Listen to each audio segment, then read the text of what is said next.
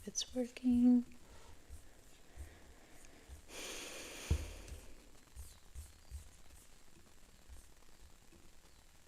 Okay,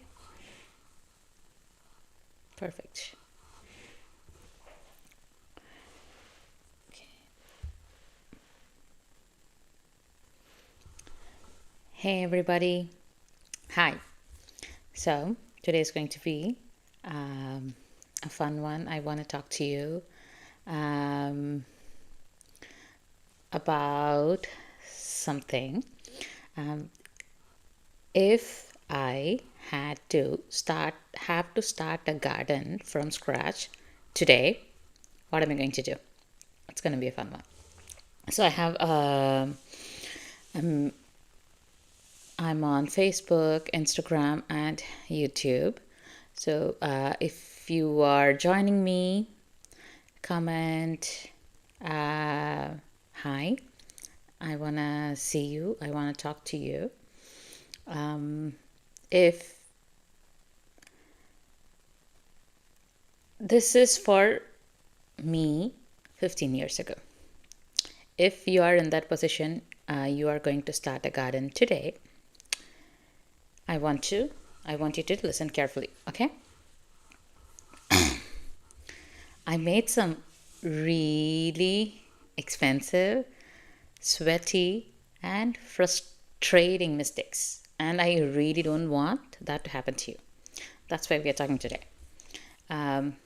If I moved into a new, um, brand new backyard with a brand new empty canvas, with zero garden, zero setup, zero anything, what will I actually do first? In what order? Because we've been talking about sequences. There is like things to do first, second, and third, rather than jumping over all the sequences. So we're gonna start first, but it's not gonna be what you think. If you identify what I'm going to be talking about first, comment in the send me a comment and I will say if you found it. Okay, step one. This is something everybody skips because they think they know first, and it's too basic. It's so basic that it just goes right over. You are like, I know what it is, I know what I need, and I know I have it. That's it. I'm not even going to think about it at all. It's yes, it's sunlight mapping. So what I would do is first I would take the time to watch the sunlight at all time over a period of at least a week. And if I'm being so strict, I would actually want to do for a year. But most of us don't have that kind of planning or energy or forecast. So let's do a week. Week is doable. Even for me, even when I'm so tired, I can look at the sun for a week. But here's the trick. I want you to look at where the sun is at different points of the day, like morning, afternoon, evening, and I want you to think about where the shadows are, where the building is casting a shadow, where the fence is casting a shadow, where my backyard tree is casting a shadow, where my neighbor's tree is coming into my yard. So, and I want to do it for over a period of time, not just for one day. I want to do it for like at least a week. because I don't want to plant my tomatoes in the wrong spot. I don't want to plant my sun-loving plants in the shade. I don't want to plant my shade-loving plants in the sun. It's as simple as that. Trust me, I've done that. I know you will also do that. And I want you to skip over some of my mistakes.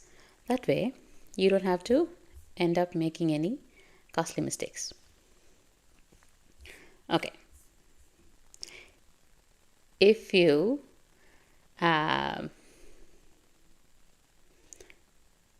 go to your backyard and look at the sun, comment yes, I did. Okay. Oops, sorry. Next. Any guesses on what's going to be the next one?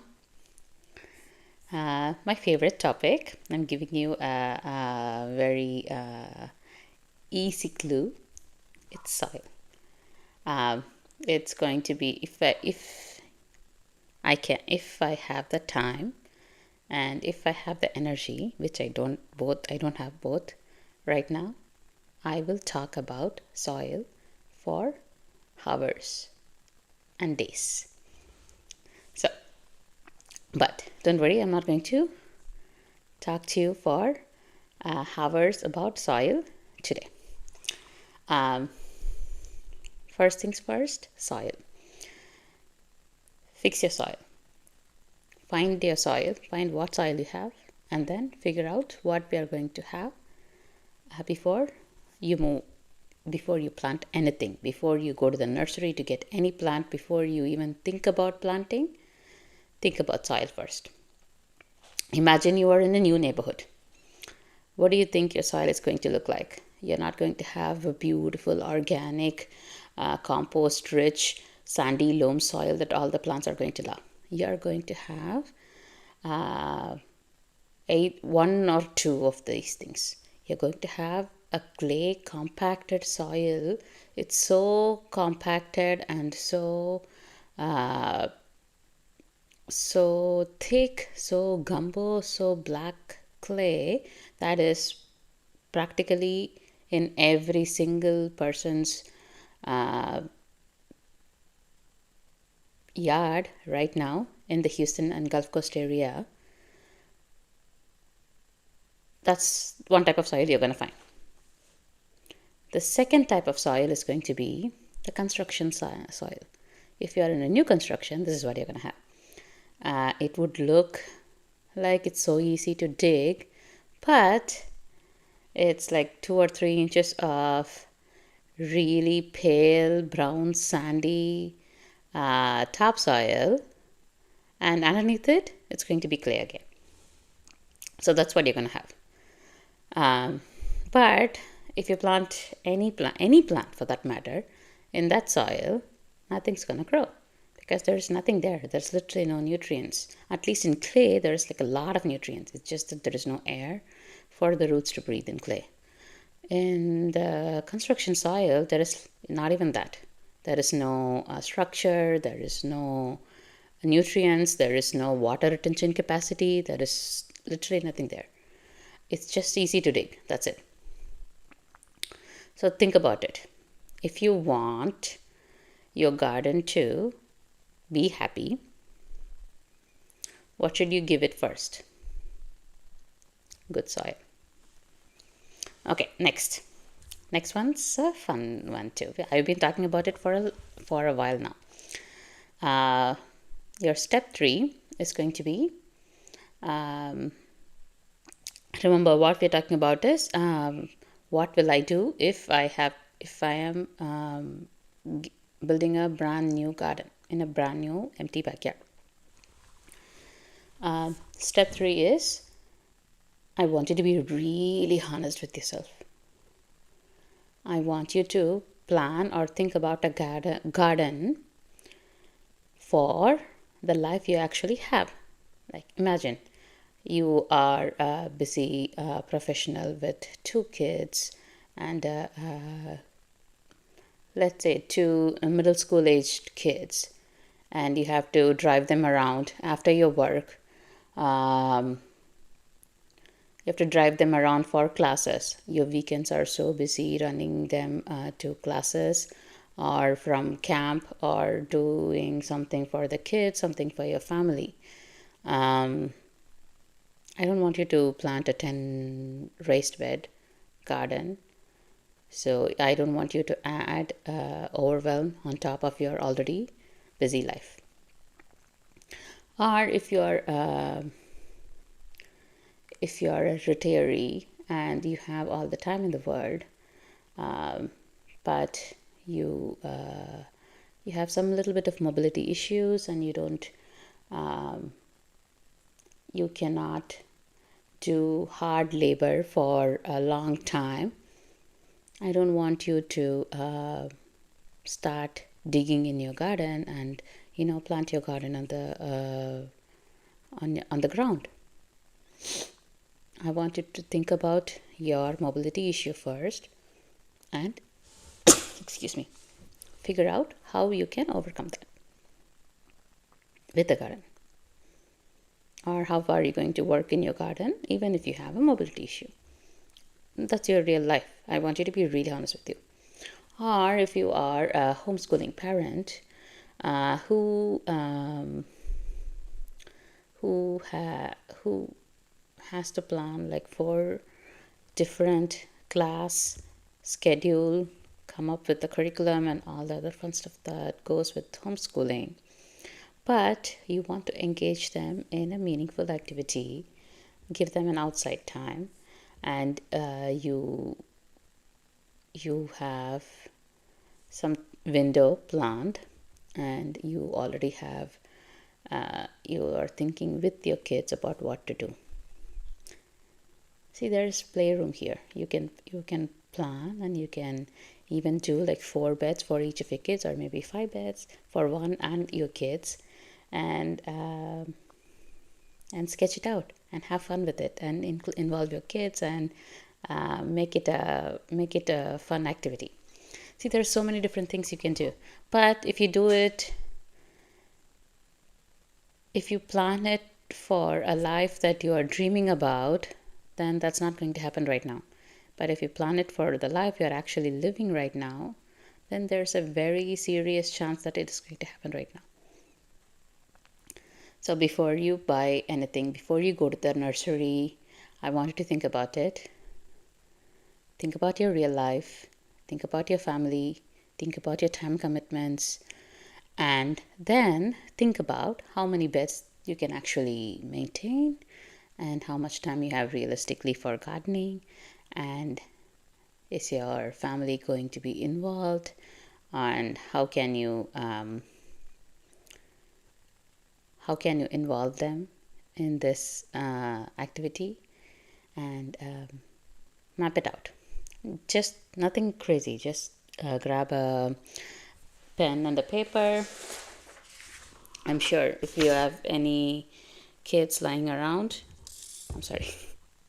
if you have any kids, I know you'll have paper lying around in every surface, literally every surface. I have that. So I want you to know what you're committing before you actually commit to it. The next one is going to be it's a favorite topic of mine. I have talked about it a lot. We are going to follow a planting calendar.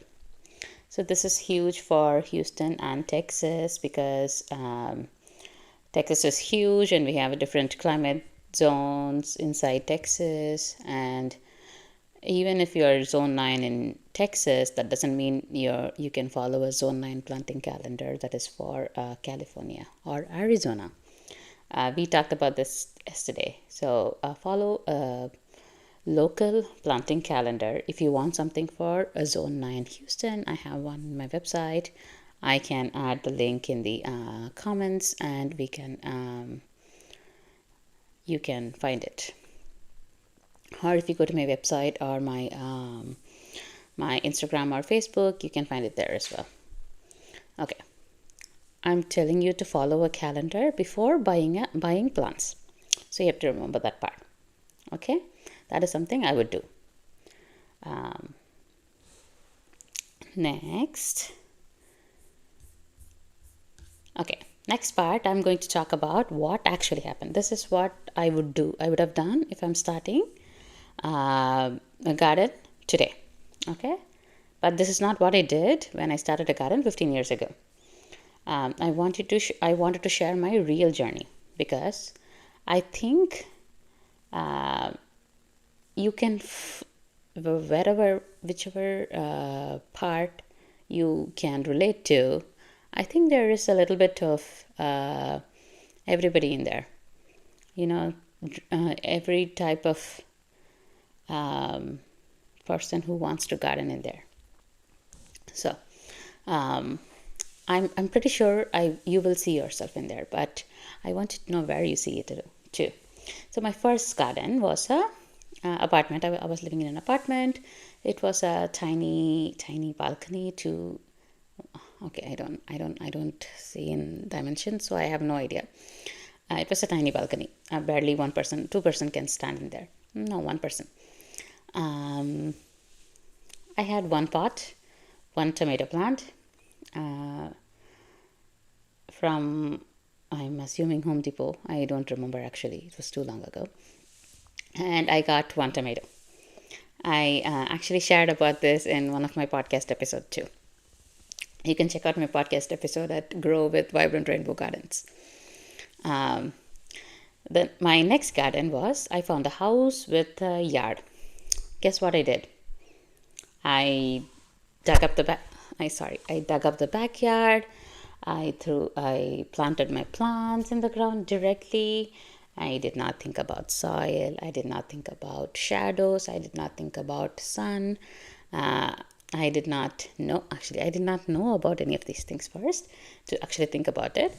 And then, of course, life happened and I had a baby, and the garden just got took over by grass and weeds. It was directly practically in the grass. That's where I gardened. So I didn't have the energy to do anything at that point. First kid, first baby, and I'm like gone. And I didn't have any plan. I didn't even have anybody to water the plants. Okay, let alone I didn't have any. I did have people to water me or give me food, but yeah. So I didn't have a plan that could survive real life. A third garden. This is a fun one. This is my favorite garden. I actually remember this garden because this is the garden I had up until last year. So this one I changed a lot of things. I knew I have. This was after about 5-6 years into gardening. More than that. Yeah, 5-6 years into gardening. So I started with 2 raised beds, 2 nice cedar rice beds. I had somebody come build it for me because I knew I will not do a good job of it.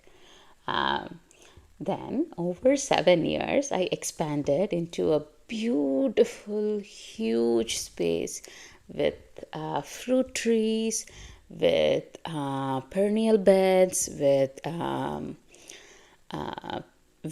annual beds, and I had a separate herb garden. I had a compost bin. I had 3 compost bins. I had how many beds did I have? 1, 2, 3, 4, 5, 6, 7. I had 7 beds. There were some issues. There were some design issues. This was on the job training. I was literally learning as I went, and every bed had a different soil. I was testing, and then I grew in grow bags. I grew trees in grow bags. I had so many flowers. I started planting intensively. I was learning how to do things a different way. I was experimenting companion planting. I was experimenting succession planting. I learned a lot. Literally, I learned everything from that garden. Everything, literally everything. So that was a beautiful garden. And then we decided we are going to move. Okay, awesome. First, it took me so long to get convinced that I have to move. It took me over 2 years to say yes to the move because I didn't want to leave my garden. That's why I didn't want to move. I knew I had to move because we were running out of space in the house, and I know I had to move. But especially when I have a family come over for and stay for a long time, I was running out of space, and I was running out of kitchen space for cooking. And okay, I don't want to go there, but I knew I had to move. But it took me over 2 years to say yes to the move. Then I was like, okay, I have to think about it in a positive way. And now I know a lot of things about gardening. So I decided, okay, I'm going to move. I'm going to design a garden that is so amazing with all the knowledge I have. So I designed my garden. I came to the new property. I literally observed the property for about a year. I figured out where the sun is going to go, at what season, every single season. I figured out where all the neighbors' houses are going to be. It was a new community. So all the neighbors are going to be, and where the neighbors' trees are going to be, where my trees are going to be, and how they are going to affect my light, how the fences are going to be, how the house is going to cast shadow when.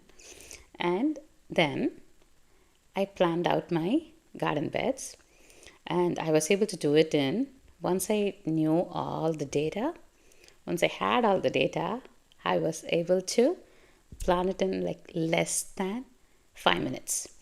I knew how many beds I'm going to have. I knew what kind of soil I'm going to have. I know how I'm going to plan my water, so I planned everything to the minute detail. Changed a little bit here and there when I was actually doing the installation, but I knew what I wanted, and that did not happen because I thought about having a garden and I did it in the same day. No, this happened because I knew what I was doing, and it took me a long time to figure that out. It took me about 15 years to figure that out. No kidding. And but I figured it out, and I did not skip any steps. I knew what I was doing, and I actually planned it and planted it. Now it's about 7 to 8 months in, almost 9 months in, and I have been harvesting since summer. Every single week, almost every single week, something I was harvesting. So yes, so that is why I'm talking to you. I want you to do one thing, and I really mean it. Just one thing. Don't buy anything. I know everybody is buzzing about having a garden right now because it's the threat of frost is kind of over, and everybody's itching to go to a nursery. All the nursery sales are starting. Master gardener sales are happening.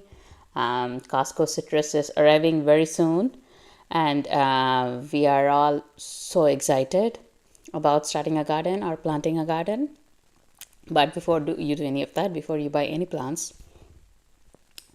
go outside, check your sunlight, check your soil. That's it. Go outside. Don't just go once. Go like several times a day and several days in a row, several days apart as well. Go on a rainy day, go on a sunny day, go on a cloudy day. See what is happening. Okay, and then the planting will come. Don't worry. So that's all I wanted to talk about. So we discussed mapping your sunlight, checking your soil, planning for your real life, and following the timing. That's the foundation. It is the foundation. If you don't have a really good foundation, I know you're not going to have a really good prolonged harvest. I don't want you to just garden like for one season and then forget about it. I want you to grow your own food. I want you to have fun with it. I don't want it to be a burden. I want it to be a joy. I want it to be something you look forward to do it with your family. I want the kids to have fun thinking about what to plant and thinking about harvesting something from your garden.